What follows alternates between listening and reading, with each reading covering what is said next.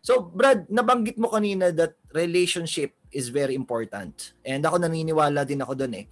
Meron ba mga times na very, anong tawag dito, high potential yung client, tapos hindi mo na-close from the very beginning, siguro yung first encounter nyo? Kasi ang objection ko doon or ang question ko doon sa sinabi mong statement is paano ka naman makaka-build ng relationship sa una pa lang? 'Di ba?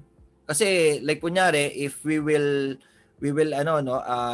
relate it sa real relationship, yung merong panliligaw na magaganap and hindi mo naman yan mapapasagot ng isang araw pa lang. So when you said relationship or build relationship sa sales, paano yung at least ano yung unang steps na pagka nakita mo yung high potential na client? Yeah, it's a good question. So high potential client, and then you want to build relationship. Then of course, the first thing that we need to do is actually we need to equip ourselves and we need to become a master asker. Ayun. Master asker. So in other words, we have to ask lots of questions.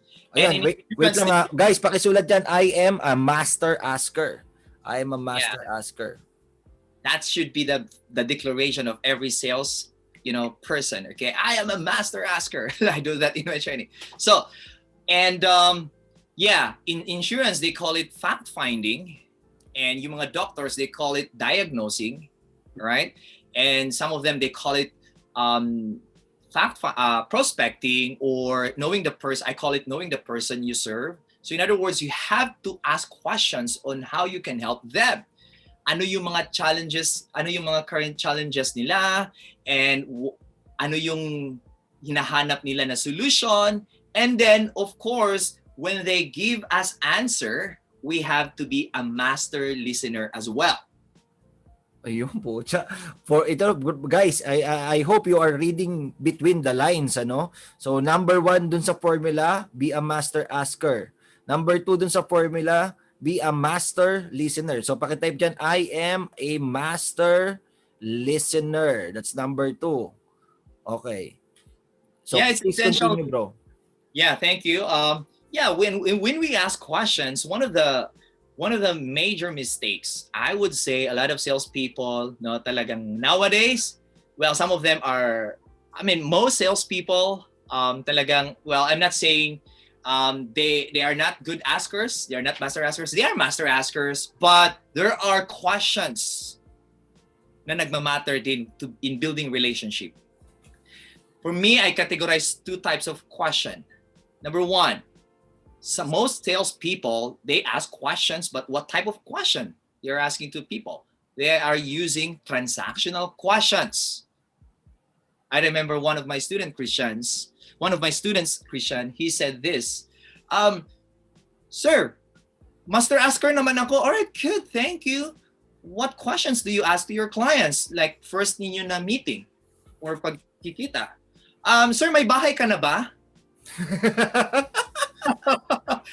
Sabi ko, oh, you're right. You're a master asker, but that question is a very transactional one.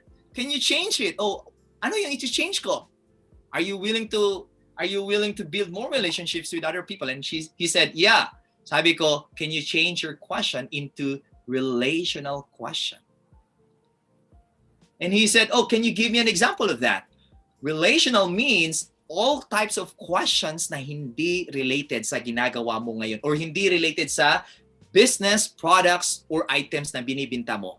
Those are relational questions. For example, oh, by the way, how long have you been considering, owning a property? Or how long have you been considering, getting a product that solves your problem? How long? It's not just about the product. You mentioned about the product, but you're asking about how long. So it's about the journey. Right? So the person may think, oh yeah, I've been thinking of that since 2015. Oh, I understand. that you've been considering owning a product since 2015 or 5 years ago. So what happened 5 years ago? Now, of course, the client will give you what? Answers when you ask questions. And the client says, kasi that time wala pa kaming budget that's why hindi ko pa siya binili yung product na yun. Oh, I understand that 5 years ago, wala pa kayong budget. So are you saying to me this time, ma'am, that you're able to get this kind of product? Yeah. Now, the reason why I position that kind of example, because somehow we as salespeople, we need to identify din kung yung kausap natin is meron din siyang capacity to invest or capacity to pay. Correct. Well, I remember one of my mentors, our mentor, bro, Blair Singer, he said this, that in a selling cycle, find money and find people with need and money. So even if the person has a need pero wala namang money, so parang at least part of your fact finding, part of your diagnosing is to check din if the person is able, because of course you can actually reframe your presentation in a manner na talagang hindi ka mag-aksaya ng oras too much, knowing na ang dating dyan if you really deliver a 3-hour presentation, ang dating sa kanya is like, oh my God, this is unreachable for me. I think you're talking to the wrong person. I'm not buying right now. I'm just inquiring. All right. So that's number one there. Be a master asker for you to build relationship. And the second one is you need to be a master listener. Because a lot of salespeople, again, when I said earlier, one of the major mistakes is they are asking questions, great, but their questions are transactional. And some people, when they ask questions, of course, the client is thinking, the client is, formulating an answer, correct? And while the client is formulating an answer, then here's the tendency. Ang salesperson naman na nagtatanong, nagpi-prepare din ng pangalawang tanong. Yun ang usually nakikita kong Correct. So nagpi-prepare sila kung paano sila magre-respond, paano sila, depensa sila palagi. Nagtanong ako, ayan, sumasagot yung kliyente ko, but I have to prepare muna. That's why they are not listening. When the client says something, hindi nila naririnig because they ask a different version question. That's the challenge. That's why we're not connecting. So the goal why we need to build relationship is for us to connect. Correct. For salespeople, the challenge is they are impressing, not connecting. Because these types of people, they are master talkers. Blah, blah, daldal ng daldal ba? Hindi marunong magtanong. Now they are impressing that they know everything about their product or service, but they are not connecting. So key points. Become a master asker, become a master listener, and it must be connection over impression. Yun. So go into their world. Right? Ask relational questions like, taga saan po ba kayo, ma'am? Taga Makati po ako. Oh, wow! Taga Makati. Meron din ako mga friends dyan, ma'am. How's Makati in this trying time, ma'am? Yun nga, medyo maraming restrictions, hindi Oh, I understand. But ma'am, paano mo manage yung sarili mo, ma'am, na at least work from home, productive ka pa rin, considering that you have 3 lovely children at home? Ganito, meron akong nagsiset ako sa appointment, nagsiset ako sa blocks ko in my day, sa daily activities ko, na there are times talaga na non-negotiable for me. So if that time na non-negotiable, talagang binibigay ko yung time ko sa kliyente ko. So that's how I manage it. Oh, wow. You know what? A lot of salespeople are struggling when it comes to time management. Oh, yeah, I understand that. Correct. And one of the things that I discovered many years ago, so you share your personal story somehow, you relate to client. So be relatable sa kanya. If the client says, halimbawa, single naman, and if you are a single person, salesperson, and your prospect or your potential buyer is married, when you ask this one of the relational questions, ma'am, are you married or single? And the client says, I'm married. Let's say, Christian, for example, the salesperson muna is married, right? Right. Sige. Married to married. And the salesperson would ask, ma'am, are you single or married? And of course, the client would say, I'm married. Oh, you know what? I can relate to you because I'm also married. So paano mo hinahandle yung time mo, ma'am, with your spouse para ma-make sure na quality pa rin yung time? All those things. Alright? So I can relate to you, ma'am, because I'm also married. So that's how we acknowledge people. And for example, single naman, yung sinabi ko kanina, single yung salesperson and then married yung yung prospect. Client. Yeah. Are you single or married? I'm married. You know what? I can relate to you. Don't judge me. I'm not lying, right? Let me finish. You know what? I can relate to you because I also have a sister. I also have a friend who is also married. Yun po. Bigyan ng isang bagsak, ayos sa mga sales techniques In 3, 2, 1, boom. Nagustuhan ko yun Walang takas, ibig sabihin. Pero ang nagustuhan ko dun, Brad, is to, i-acknowledge mo siya. And through that, you will connect with the client or the prospect. That's right. Napakagandang and connection over impression. Pakiisulat natin yung kapanalig. Connection over impression. Ito mga ganito, Brad. Ano rin to magagamit din to sa personal na buhay. Correct. Kasi alam mo yun, di ba pagka kunyari nakikipag-usap ka, nakikipag-away ka sa jowa mo or sa asawa mo, tapos yun nga, nagtatanong kayo, sumasagot ka lang because you just want to answer kung ano yung dun sa pero walang nangyayaring connection, hindi talaga na-address yung root cause ng problem. So, hindi lang sa sales, epektibo itong mga ganitong pati sa totoong buhay. Pero Brad, ito may tanong ako. Saan ka mag-i-stop? Kasi pwedeng puro relational questions and how will you make the transition? Paano yung art nun, Brad? Kasi pwedeng baka 2 oras na kayong nag-uusap na parang napag-usapan nyo na yung kunyari, let's say, yung mga ninuno niya, napag-usapan nyo na yung problema nung biyanan niya or yung puro relational questions yung mga tanong mo. So how will you, alam mo yun, syempre, you don't want to waste your time and sometimes na-enjoy din ng client yung usapan nyo and ako, nahulog na rin ako sa ganung trap na parang 2 hours pero walang positioning na nangyari. So how will you transition? How do you do that?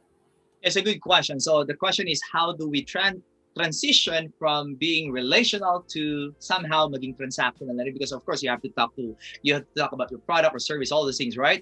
So here's my suggestion or here's my tip.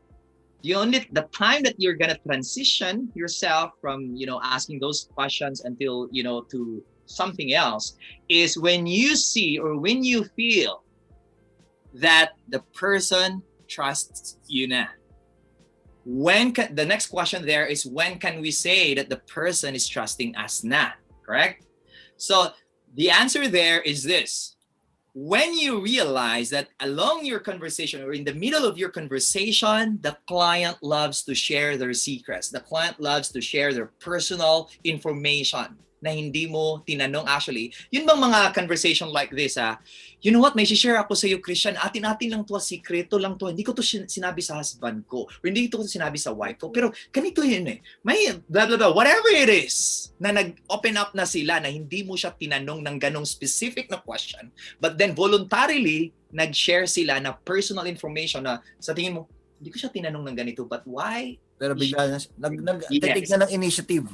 Nag-initiate na siya sa sarili niya na, i-share ko to sa iyo. Thank you for sharing, ma'am. And I'm confident, ma'am, the information that you just shared with me, talagang highly confidential po yan, ma'am. How do you feel about it po, ma'am? Well, thank you. I think you're the person na talagang nakikinig sa akin. And yeah, talagang I'm good na nakita tayo. Thank you, ma'am. Does that mean as well, ma'am, that somehow I'm the person na talagang masasabi mo na somehow the person that you want to be working with you in the future? Yeah, of course, no? Then you're gonna ask that question, okay? So it depends as well because you need to put art when you ask the question. Art. For me, the way I define art is the way you do it, the way you deliver it. There is a time when you can ask the perfect question to somebody else. How do you feel about it, ma'am? Knowing that the information that you just shared with me talagang confidential yan para sa akin or para sa atin dalawa lang. How do you feel about it, ma'am? Well, napaka-galing to kasi nagtitiwala ka talaga. I mean, potentially magtitiwala ko sa iyo because hindi ganun lahat Talagang kung ano yung naririnig nila, sinishare nila sa iba thank you for that, ma'am. And I'm confident na kung ano yung binigay mo sa akin, sa atin lang talaga yun. Do you feel secure now? Yeah. Right. So, well, of course, you put that question again. The art is the way you deliver it, how you deliver it matters, not what you deliver. That's the skill. All right. The skill could be the question there. All right. So, how do you feel about it? That's the skill there, but the way you deliver it is the art. So it needs art. All right. So, in other words, kung paano ka mag-transition sa kanya. So, ma'am, is now a good time to talk about your long-term opportunity, ma'am? So you're gonna ask permission time in between instead of, okay ma'am, since nakilala na kita, makilala mo na rin ako ma'am, so proceed na tayo ma'am. So always ask permission. Would you mind ma'am if I share with you your long-term opportunity that you can consider along the way? Sige, why not?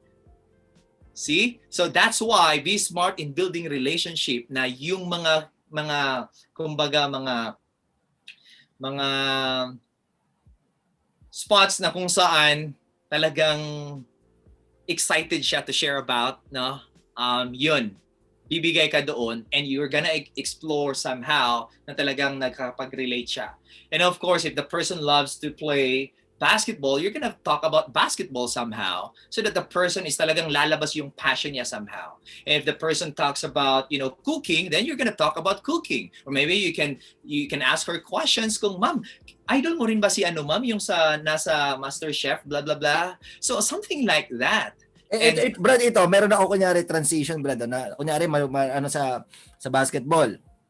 Okay, so kunyari napag-usapan nyo. By the way, congratulations sa mga fans ng LA Lakers, nag-champion sila today. So bigyan natin ng isang bagsak si LeBron James and yung kanyang team in 3-2-1. So congratulations sa inyo. So kasi may kinakausap kang client na mahilig sa basketball, and then napag-usapan nyo ng LA Lakers, and then paano pagka kunyari ganito? Actually, kunyari nagbebenta ako ng insurance. Ako yung sales person.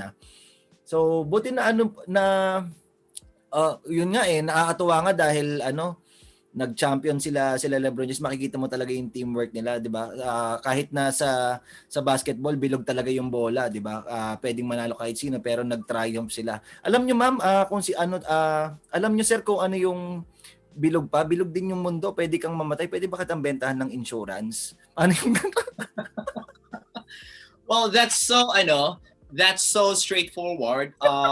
I'm not saying it's wrong, but Brad, 1 to 10, anong rating mo daw? 10 being the highest. 1. Maganda yung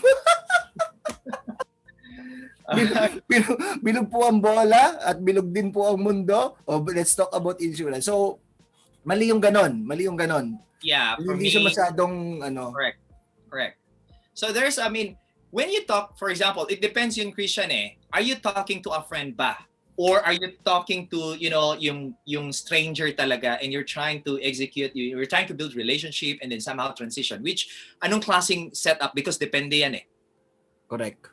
Pero Brad, nagustuhan ko yung una, napansin ko that you are acknowledging them every time for the let's say especially kung confidential. Pakisulat to kapanalig kasi ito yung mga personal notes ko na narinig ko dito kay Elven, kay master asker and master listener. So sabi niya, napansin niyo ba guys na he is always acknowledging the client. So whenever na nag-share, he always acknowledges. So parang let's say thank you for sharing, na-appreciate ko po na nag-share kayo ng confidential information and Pangalawang napansin ko, Brad, is yung phrase, Brad, na killer question na how do you feel? Pucha, kasi Brad, ako nagko-coach din ako, 'di ba? So may mga kino-coach din kami ng mga students and ayun yung parang isa sa mga killer questions talaga yung mga how do you feel Kasi it brings the conversation on a much deeper level na hindi na masyadong analytical and rational yung kailangan natin gamitin dito. I want to relate and to connect with you on a much deeper level. That's why I'm asking, how do you feel about it? So gusto ko yon. Meron ka rin palang killer question na ganon, how do you feel? So guys, if you are in sales, please put that in your sales process. And last but not the least, ang na-pick up ko dun sa sinabi mo kanina is yung asking for permission. Okay, so to ask for permission na whenever you want to transition to something and then like kunyari parang nag-ask ka ng permission na is it okay if I discuss my ganito how I can help you with that problem, ganito ganyan. And fourth thing na na-pick up ko kanina, Brad, is yung energy. You want to transition or you want to position your product at a level na mataas yung energy nung kliyente. Di ba, wag ka parang, di ba syempre nandun kasi yung nakabuild ka ng rapport, meron ka ng connection, and then meron ng energy, kumukulo na, no? Tapos biglang, boom! So doon ko na-realize na talagang energy is everything, pati rin pala sa sales. So, very good. Congratulations. Congratulations to me for taking down notes. Bigyan ng isang bagsak si Cap in 3, 2, 1. Boom.